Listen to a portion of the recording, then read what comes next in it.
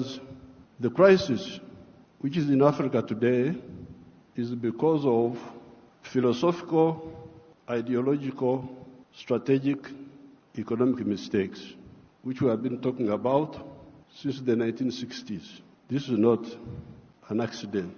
When you see the crisis in many of the African countries, the collapse of states, we predicted this in the 1960s.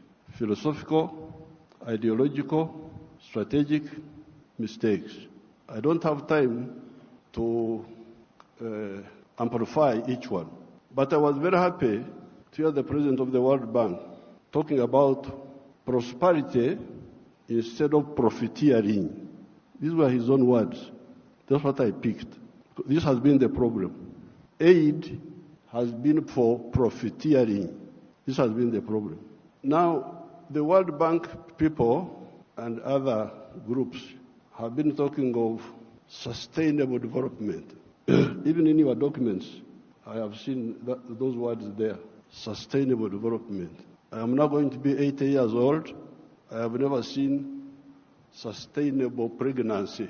That a woman is pregnant this year, the pregnancy continues next year, 3 years, 4 years, it never happens. In life, pregnancy develops sustainably within the womb of the woman. Quantitatively, the baby is growing bigger and bigger. But at some stage, quantitative growth must be transformed into qualitative change. The pregnancy must become a baby. If the pregnancy remains pregnancy, the fetus will die. So therefore, I would even ask you to change those words in your documents. Africa does not need sustainable what? You could call it sustainable underdevelopment. Africa needs socio-economic transformation. The pregnancy must become a baby. The baby must grow and become a teenager. The teenager must grow. That's what happens in life. You cannot have quantitative growth and you think you are doing anything. The main reason why there is no growth is because the growth factors are not funded. They are not even understood. What are the growth factors? We now talk of private sector-led growth. Yes, but for the private sector to grow, what does it need? It needs low costs of production.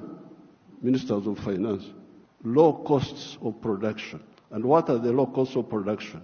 Number one, transport. You must have low transport costs. Where do low transport costs come from? From the railway. If you don't fund the railway, how will you get low transport costs? Wonderful people. Banco Mundial, IMF, all these. Where will low cost of production come from if you don't have a railway? I have been here for the last 64 years. I've been watching as a student leader, as a freedom fighter, now as the leader of a country. How many railways have been constructed or funded in Africa? The few that have been was by China, the Tanzania Railway to Zambia, and recently China, another one here in Kenya, and then Tanzania on their own, they are building a railway line. So, if you are talking of helping Africa, the railway, I don't want to be involved in any other words, no, please. The railway. Because if you fund the railway, you will have low cost of transport, and you can produce products which are cheap, which can be bought in the world. So you audit how much funding, all these billions you are talking about, how much of it has gone to the railway. Audit it. The second cost pusher is electricity. If you don't find electricity and you talk about sustainable development, what are you talking about? Private sector-led growth, maneno too. Electricity, we must have low-cost electricity, not exceeding 5 cents per kilowatt hour. That's what I insist on in Uganda. I'm tired of all these stories. These neo-colonial civil servants who have been holding us back, I have put my foot down, say, I don't want to hear those stories. And Uganda is developing, and it will develop, because I don't entertain that nonsense anymore. Borrowing for what? Capacity building. Imagine seminars. They call you in a hotel, you eat chapati, you eat mandazi. They say that is capacity building. Capacity building should be on the ground, not just seminars. So, the second point, Excellency, is electricity. The third one, those people who talk about private sector-led growth. I have been trying to borrow money for our UDB, Uganda Development Bank, a bank which funds manufacturers. No, I don't get support for that. Instead, they want me to go, my people to go to commercial banks.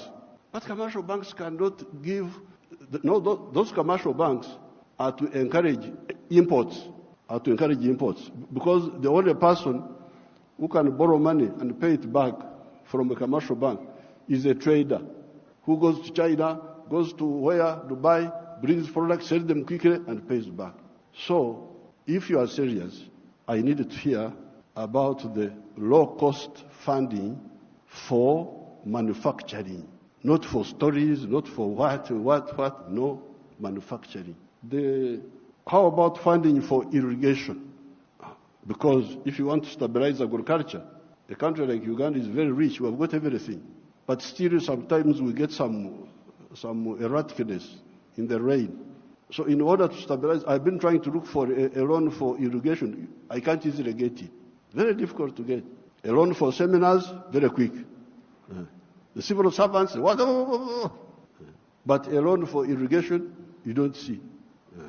Now, finally, the loan for, I don't know the situation in other African countries, and I don't have time to talk for a long, I don't have opportunity to talk for long. But